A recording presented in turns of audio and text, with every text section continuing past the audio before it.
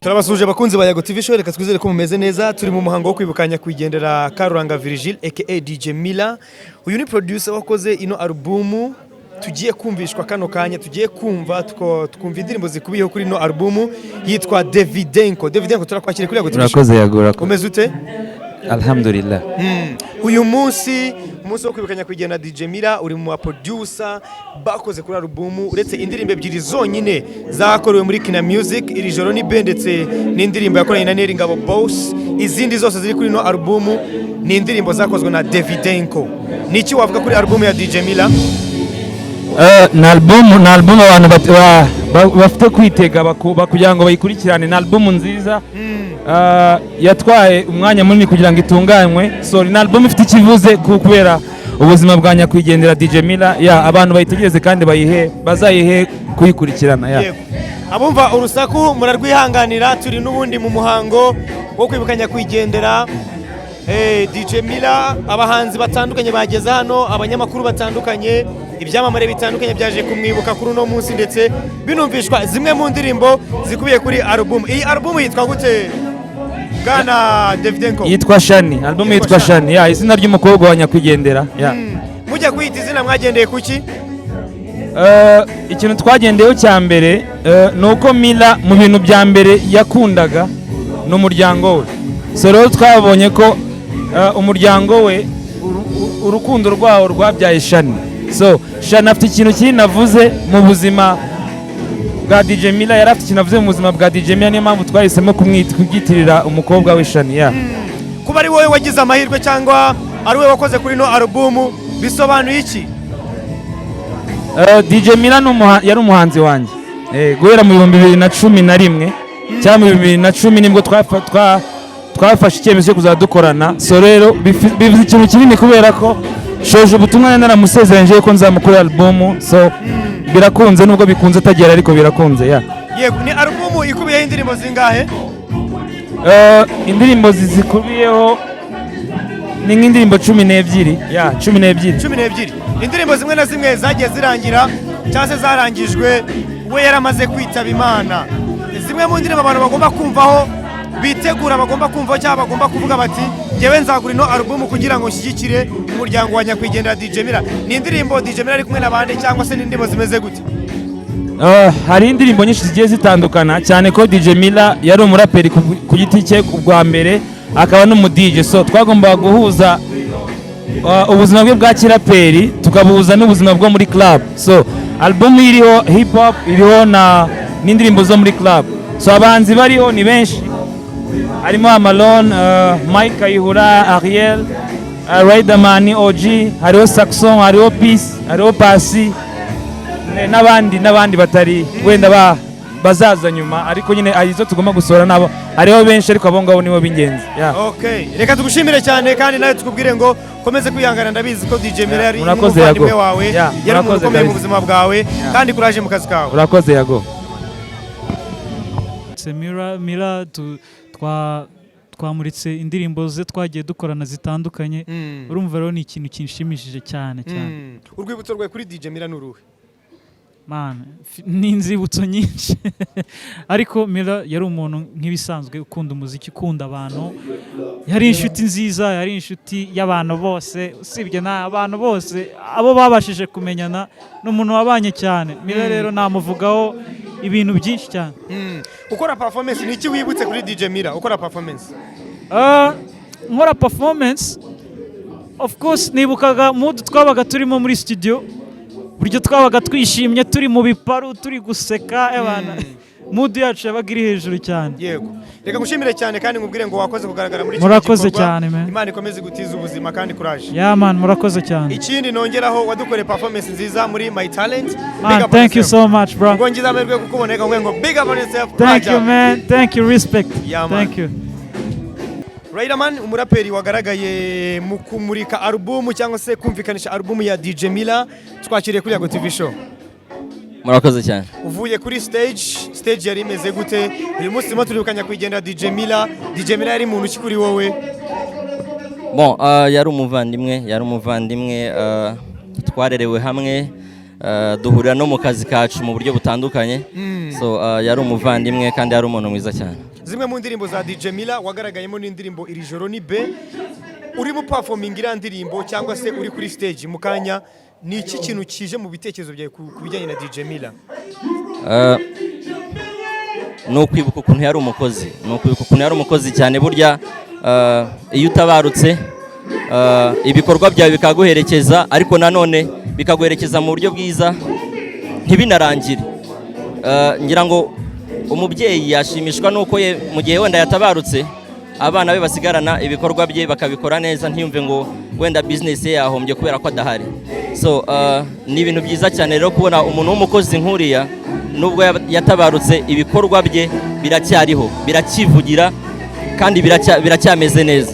So tuzamukumbura, turamukunda kandi tuzamukumbura, ariko n'ibyishimo nanone kuba tugikomeza kubona ibyiza bye nubwo atakiriho.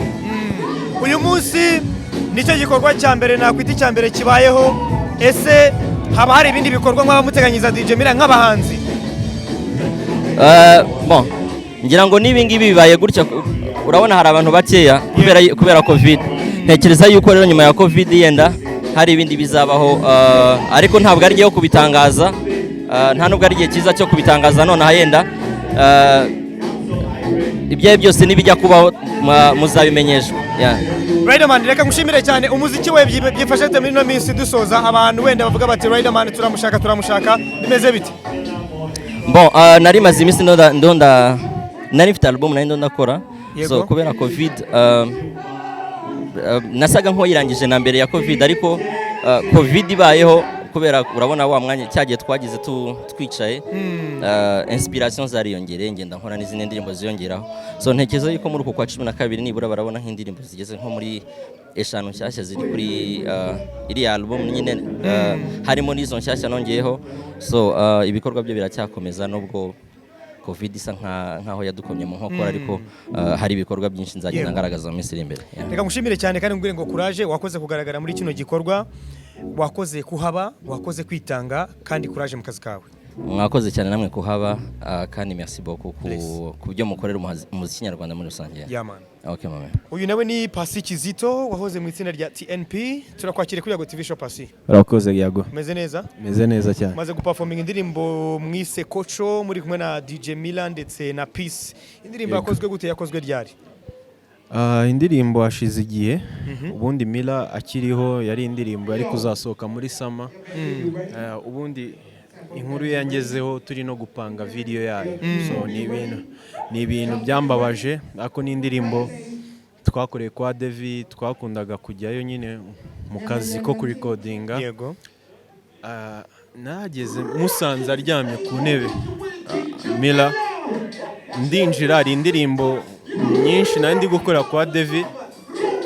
Mila itambira Pasi ko ndi muri vibe, waretse tugakora indirimbo ko twari twarasezeranyije kuzayikora. Ndamubwira nta kibazo bro, gute tutayikora. David tumubaje aratubwira nawe ari free, dukora Kocho, dutangira kuvibinga kuri chorus, iraza Peace nawe araza, tuba batatu, ariko yasanze ngiye na Mila deja dutangiye kwandika kuri Kocho.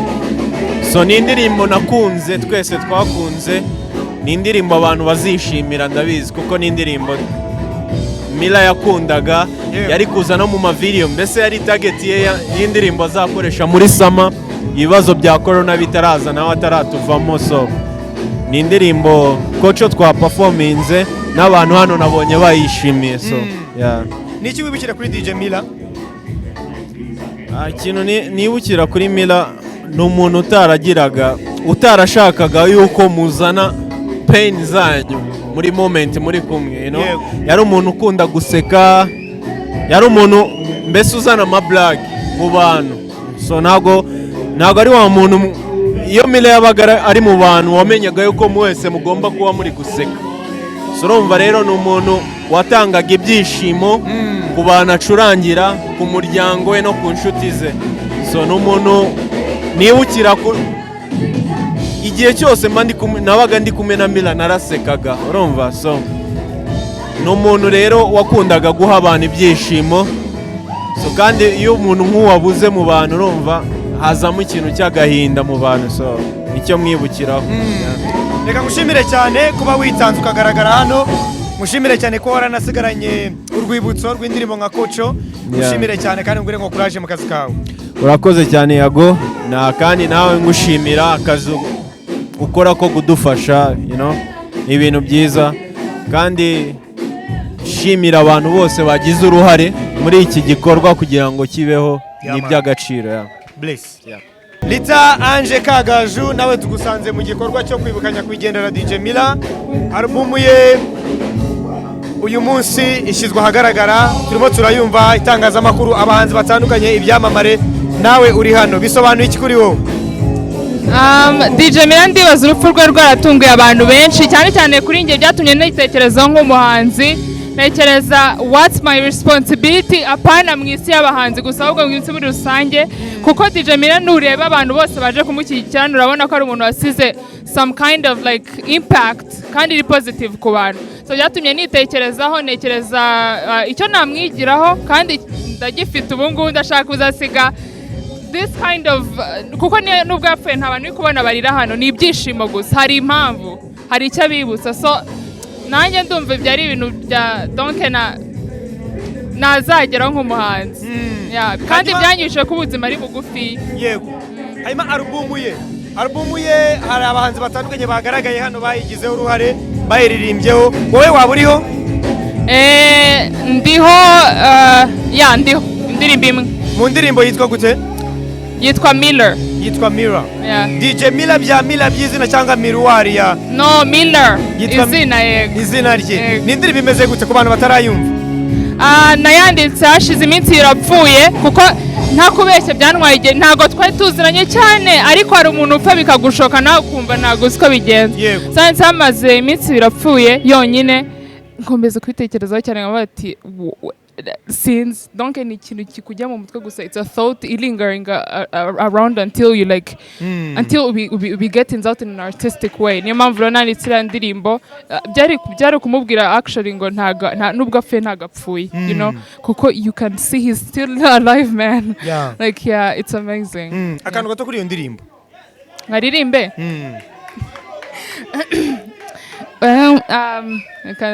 Wadusangije ibyishimo, wadusigiye indirimbo, we will hold on to that.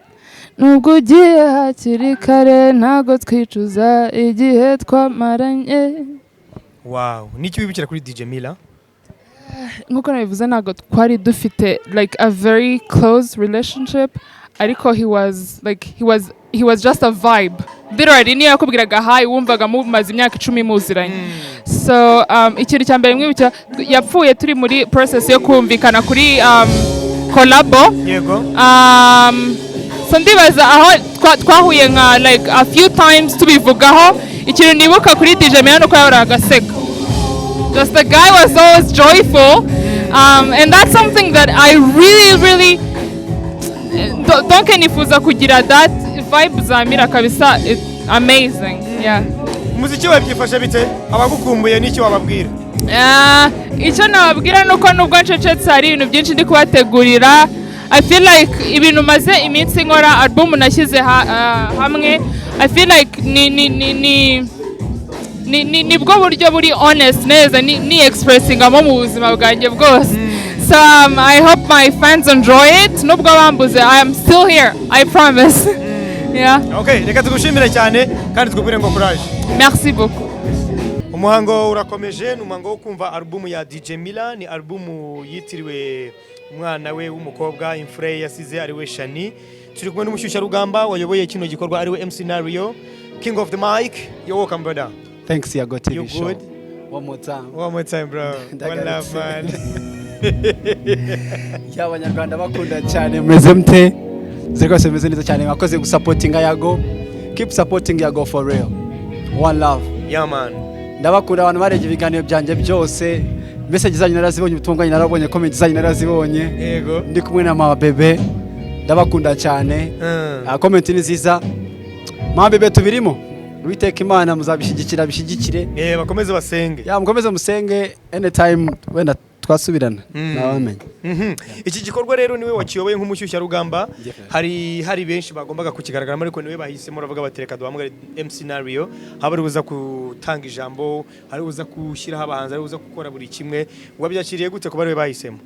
Ni ibintu byiza cyane, ni ibintu by'agaciro kuri njyewe, kandi nyine navuga yuko ni ukubera Imana.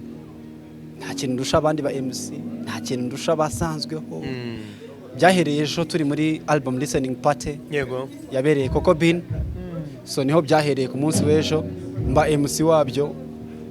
Indirimbo turazumva 10 za DJ Mila ndayobora, aba MC bose bari bahari bose pe, ariko ndashima Imana ko ndashoboye kuyobora ibintu by'agaciro, n'ibintu nishimiye cyane kuri nje, n'icyizere nyine ndi kugirirwa, ngira ngo ni umwaka wanjye sinamenye. Ariko bya DJ Mila byo kandi nakarusho, kubera ko ngira ngo ibindi abantu bimbaze kamanze ngusubize gute, ibindi njya ngurambaza nahita mbijyamo direct ko DJ Mila yari muntu ki kuri wowe MC Scenario? He was not only a DJ, ntabwo yari DJ gusa, yari umuvandimwe kuri twebwe, kuko DJ Mila yakorangaza bya hafi na DJ Pius. DJ Pius ni 1K na DJ Mila, kandi DJ Pius ari mu bantu baforumye Dream Team. Dream Team n'abantu yaforumye. Mila nawe aforoma ba Marno Mari ureba, ariko Mila na Pius bahoranaga ameze batyo. Mila akajya baza Pius ati ko mbona abandi mushaka kutwinjirira mwana, mushaka kudufatana bituma na Pius agira igitekerezo cyo gukora 1K Entertainment DJs. So rero urumva ko Mila twarakoranye muri Sky, yakoraga kuwa gatatu, dukora twe kuwa kabiri, nkora kuwa kabiri no kuwa gatatu muri Sky Lounge. So urumva ko twahanaga iminsi, twakoraga mu kigo kimwe, duhemberwa hamwe. Mila akadutumira za Belair tugakora aho yakoraga. So Mila tugahura akajya mbwira ati bakajya mawugira injuga nyinshi cyane ndakwemera. So urumva ko tumaze imwe tangiye kugenda kwirekuraho gutyo, which means your brothers. So navuga ko Mila namumenye man kuva namumenye, humble guy, very humble guy, ikundira abantu, kunda abantu bose. Byagera kumufasha wiwe bikaba kandi karusho. N'umwana mwiza, ngaro bwa mbere duhuye ngiye nawe maso ku maso, umugore we namubonye ejo, numva birandenze, tuba inshuti no kugeza ubu ngubu no bari hano turimo tuganira one on one. Mbese sinzi uriya muryango Imana hari ukuntu yawuhaye. Reka tugushimire cyane ibyo ari byo byose, aho DJ Mila ari, nzi neza ko anezerewe niba abona uyu munsi legacy ye tukiriho, umuziki ugikubitwa, urabyumva abantu no umuntu washyize itafari rinini ku muziki nyarwanda. Hari abadije bakora music kugira ngo bashyushye just tubigaragaze, but Mila was doing music as an artist, nk'umuhanzi. Ubu DJ bukoraga kwabwo, was even supporting young talents, supporting music. Yarafite n'umunsi ugucuranga indirimbo z'inyarwanda muri Sky, ibaze ugasanga we nari gucuranga indirimbo nyarwanda akazihereza agaciro 100%. Navuga yuko Mila urebye umuziki nyarwanda itafari yashyizeho kandi twarahombye kinini. Ibaza Sauti Sol bajya kumupostinga, mutipe yarageze kuri, not even only running music, ni muziki yo hanze. He was focusing on those music, East African music. Yakundaga abahanzi bo hanze cyane, yagize na chance narimba DJs bagize chance yo gucuranga mu bitaramo bikomeye hano mu Rwanda. So navuga yuko Mila yaretse legacy ikomeye cyane. Ahubwo reka rero natwe rero abasigaye muri industry bakora ibyo bakora, cyangwa se mukora ibyo mukora, muganisha ku muryango we, ntimuzawibagirwe. Nk'ubu hari igikorwa kiri kujya mbere cyo gufasha Mila kurangiza inzu ye yasize iri mu gace miliyoni nka 50. Hari inzu ya mama yari kubaka, hari n'inzu ye. So ibyo byose Pius abiri inyuma, arimo aragenda bitegura ndetse na Brice Ntore. So tuvuga yuko nicyo gikorwa gikuru. Aya mafaranga navamo hano, album muri bayikunda bayisupporting, umuntu uri buguriye album arabateye inkunga umwana. Yes, umuntu uri buguriye album arabateye inkunga, umuntu buguriye album arabateye inkunga umwana. Ushobora gura no mupira, t-shirt ukayikoresha mu mujyi. Marana design arabikora. Jya kuri Instagram page ya DJ Mila, wandike inbox, then ugure t-shirt ku mafaranga make cyane. Amafaranga arajya kuri account ya DJ Mila. So jumpers, sweaters ari muri white color, black color. Niyo makuru nabahereza nka MC w'umunsi. Ikindi nakubwiye nuko hari abahanzi 10 yago, ibaze 10 artists, indirimbo 10 zirimo abahanzi batazwi nka batatu, then nabandi nabahanzi bakomeye bahaswe right now.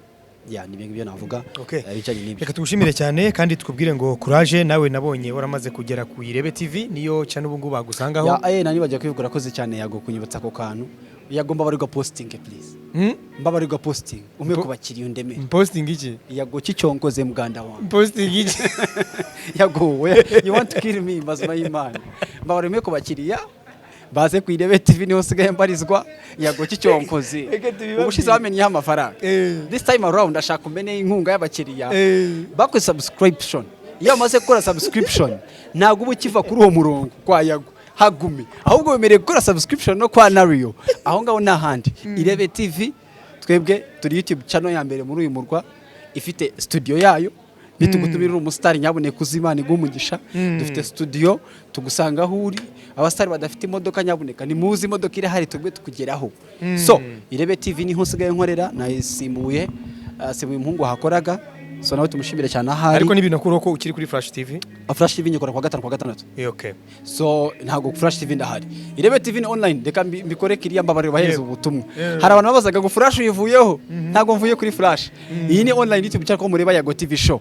So mukomeza mushyikire Yago, ariko ntago byakubuza kubitezogera iwanje mwana wa mama. Ku Irebe TV. Ku Irebe TV. Okay. Reka tubibasabe nyaboneka niba ugeze kuri no munota ihangano uje ku Irebe TV cyangwa kuri YouTube wandikemo ngo Irebe TV. Uri tubona ibiganiro MC Nario amazi iminsi apostingaho cyangwa amaze iminsi akoresha abantu batandukanye, ibyamamare, abanyapolitike, abavuga ku bijyanye na copyright n'ibindi bitandukanye. Hariho n'ubuzima bwanje, the whole of my life, uko naje mu Rwanda, uko navuye i Bugande. Yego. Okay, reka ngushimire cyane kandi ngubwire ngo courage mu kazi kawe ka buri munsi. Bless. Arakoze cyane Yago TV show, shimira Jaja blessing fire. Uncle Austin uri muhanzi witabiriye kino gikorwa cyo kwibukanya kwigendera DJ Mila, turakwakire kuri Yago TV show. Murakoze cyane Yago. DJ Mila ari muntu ki kuri wowe? DJ Mila ni cyumwibukiraho uyu munsi uri mu muhango wo kumva album ye yose ndetse no kumwibuka, bisobanura iki kuri wowe? DJ Mila ni muntu ki? Urumva DJ Mila ni umuntu waje muri industry ndimo, ariko ni umuntu wari ufite umurava, wakundaga akazi ke yakoraga. No mu gihe twari tumaze kumenyana n'umuntu wakundaga gukora, wari ufite vision muri we. None usibye no kuvuga ngo yari afite vision, DJ Mila yari umwana mwiza. Kandi kuza kuba hano uyu munsi no gushyigikira mugenzi wacu, no kwibuka ibyiza yakoze, no kutibagirwa ibyiza yadukoreye n'ibyo yakoreye societe nyarwanda. Kuri album ya DJ Mila Uncle Austin ayigaragaraho? Yego, hari mu ndirimbo yitwa tutarashakira izina. Indirimbo mutarashakira izina. Ni indirimbo ivuga kuki? Indirimbo ivuga ku mukobwa, ku mukobwa nkunda, ariko akaba aba nigeze yemera neza ko dukundana. Mwarayikoranye cyangwa ni ijwi ryawe gusa? Ariko urumva ni indirimbo, amateka y'indirimbo ukuntu bimeze, nari maze kurikora indirimbo yitwa Urankunda kwa Davidenko. Hari nijoro hashize like nk'ibyumweru nka bibiri nsubiyeyo kwa Davidenko, hari nijoro numva beat nziza, none umbwira Davidenko ni waretse nkashiramo igishinwa mana, nkumva nari mfite ama feelings nashakaga. Arambwira man iyi beat ne undi muntu ntago nayego, ndambwira waretse. None ntangiye gushyiramo igishinwa, DJ Mila ahita yinjira icyo gihe nijoro agikorera Kamenge, ni bayita Kamenge hariya hafi kwa Riderman. None yumva beat nziza, yumva aravuga ati man indirimbo turayikora. Niko byaje dutinda kuyikora, ariko uyu munsi rero ni umunsi umeze ute? Ni umunsi reka wenda twizere ko DJ Mila akumva, ni nk'iki wamubwira? We love you man, we love you. Reka ngushimire kandi mubwire ngo courage, kandi mubwire ngo legacy ya DJ Mila muzakomeze kuyisigasira, muzatume itara rye rihora ryaka. Murakoze cyane Yago. Bless. Nguhe flow utangira uvuga ngo amaso hamanoko yose yigize nk'icyane cyane gikatiye Yago TV show Maji. It's been a while my brother. It's been a while bro. It's been a while. Wow. You good? Everything nice? Ngidi wadiko. Finest Ngidi DJ. wadiko. Number one DJ. Ngidi wadiko. Yago TV one more time, shut this down. Yeah. You already know. Yeah. Yeah. We are celebrating DJ Mira's life. I know, DJ bro. Mira's album, Shani. How do you feel, bro? Yo, we're so excited. This is the album. Yo, this is a crazy style. Wow, cause they are going to come through and ndashimira abantu bose baje kuko he was a brother, he was, you know, he was our blood, you know. So ndashimira abantu bose baje. Thank you very much. Yeah, kabisa. Remember, DJ Mila left for you. I don't think he left for me. Nyega ko he live in me. So mpora mufite, mpora numva ibintu ambwira, mpora numva inama ze yahoraga ngira, mpora numva umuziki we ambamo. Urwibutso, icyo wita urwibutso kuri wowe n'uyu munsi bavuga uti aracyandimo morana byinshi, ariko hari urwibutso udashaka kwibagirwa. Ni ibintu bimbamo ku buryo niba bafite ko ya ndirimbo. So Mila ni umuntu wabaye mpaka, so niyo mpamvu numva ntabwo navuga ngo yaragiye. So ibintu yansigiye ni urukundo, gukora cyane, n'imbaraga zo kuba nabaho neza. So nyega ko yambaye hafi since twamenyanye, and sinajya kuvuga ibintu byinshi kuko he was a brother. So nicyo umushimira. Ndamushimira byinshi, ndamushimira ko yarabaye hafi yanjye, nkamushimira ko yaramfashije, nkamushimira ko yarabaye hafi y'inshuti zanjye, you know. Nibyo ngibyo. Niki wabwira umudamu wa nyakwigendera bibaye ngombwa ko areba kino kiganiro ari we Hope ni Gihozo? Hope arabizi ko ari kurya show, nta kintu cyo kwigunga, nta kintu cyo kubabara. Hope narye show, urumva avuye ngo bibi clit.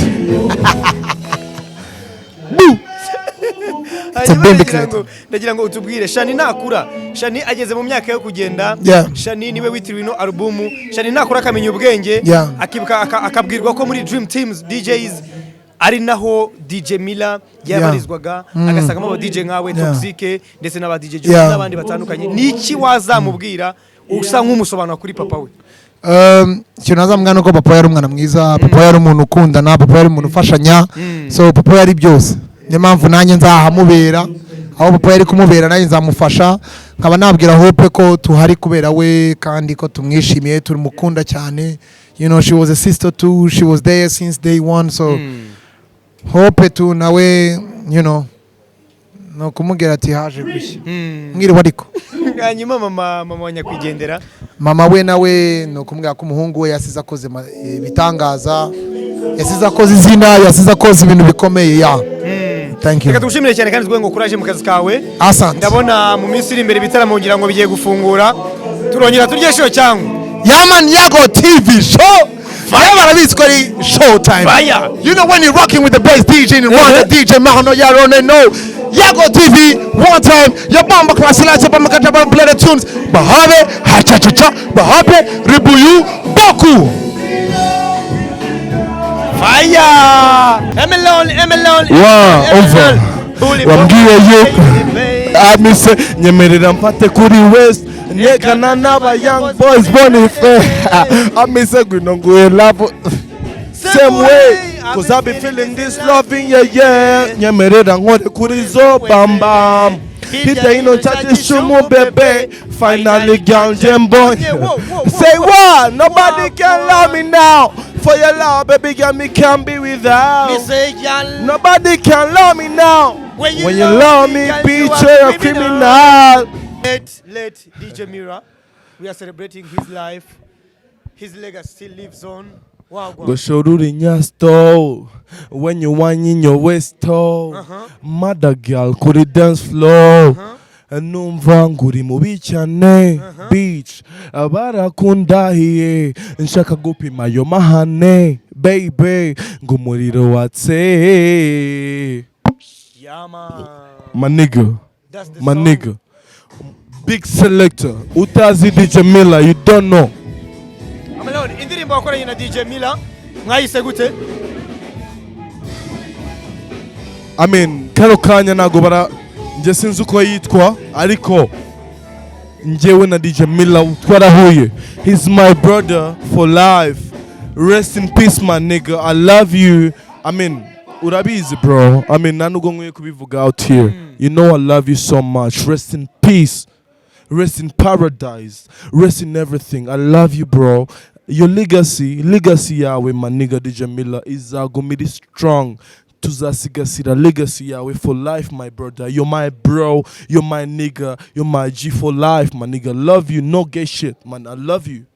Yeah, man. Yeah, go. Urwibutso DJ Miller yagusigiye n'uruhe? Ngo barakundahiye nshaka gupima yo mahane. Urwibutso ntago DJ Miller no muririmbyi. Nta kindi kintu urwibutso ruta music. Mfite indirimbo na DJ Miller. One love. Yeah. DJ Miller. Yeah, man. N'umuntu wari uri original. N'umu DJ wari uri Original. So ntago yaburaga guhura n'abaririmbyi bari original nkanjye. I love my nigga Miller. I love you, Miller. Your legacy will always be alive. One love. Ooh. Love you, bro. I mean, just like my nigga Miller, my baby, your mother. The way you whine now, we bitagaragarira. DJ Miller, my brother, wagiye hakiri kare, you know? I mean, I'm here to tell you that wagiye hakiri kare. Twari dukeneye vibes zawe, twari dukeneye music yawe.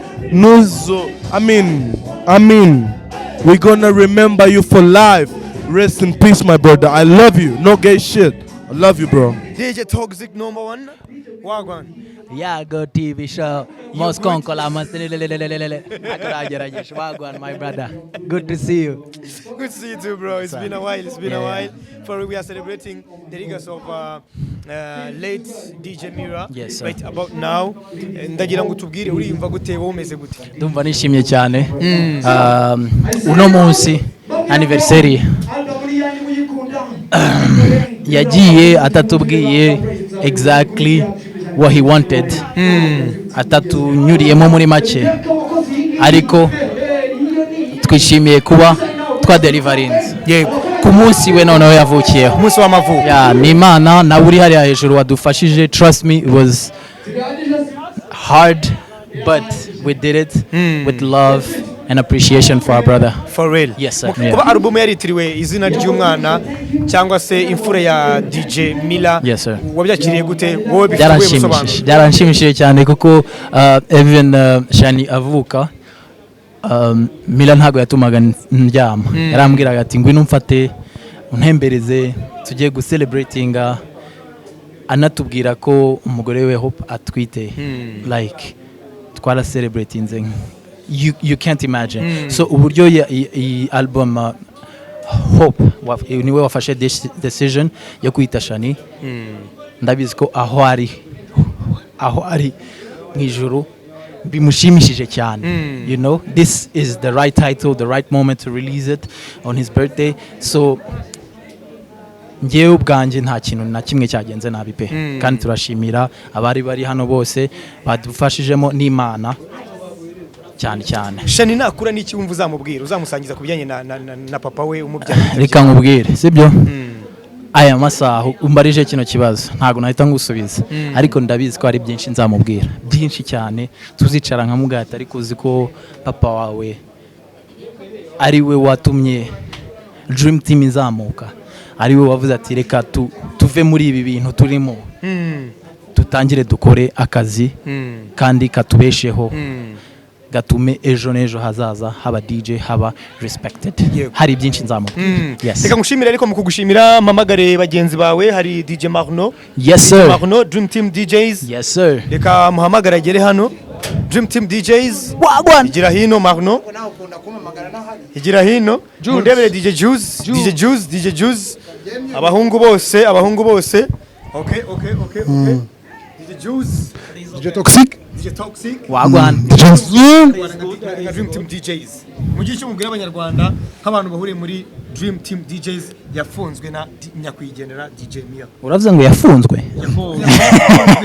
Yafunzwe ni iki mbazo? Yakozwe. Uri muri Hands Guard. His life is in Hands Guard. real quick ikintu nshaka kubwira abanyarwanda hari byinshi bumvishe kuri DJ Miller kandi I know most of them it was true you know niwe muntu wadushyize hamwe wabashije kutwumvisha ko kudija turi hamwe turi as dream team it's like a family it wasn't like umuntu yikorere wenyine it was an association so umuntu niwe watuzanye hamwe atera nishema abandi ba DJ kubona dream team DJ ijya hamwe igakundana nicyo cyambere bagakorana bakanasangira yes nicyo bivuze nyine no kuvuga ngo Miller yatubaye hafi he was a big brother to us and mugani nkuko Toxic yavuze sinavuga byinshi yatwigije gukora cyane kuba inshuti guhuza amaraso guhuza akazi and you know yatwigije na show cyane you know so we have to turn up that's why we turned up today for him you know so he's yo you already know so Dream Team DJs you know so yatwigije gukora cyane to be a family to work together gushyira ibintu byose hamwe just enjoy you know the only thing I can't forget is Miller was a game changer he changed this game umuntu wese wo mu DJ arabizi man he showed us a way that's what I can tell yes DJ Miller, rest in peace. Dream Team DJs, we love you so much. They call me Yago. They call me Yago. Coca-Cola, Bimbi Clit. We live the love we life. We live the love. We live the life we love. We love the life we live. The Kankala, the most creator. Oh my baby, Kankana. Oh my Kankana. Vibrator. Sisereta. Yago batwitse calculator bahabeleta no slash this Yago TV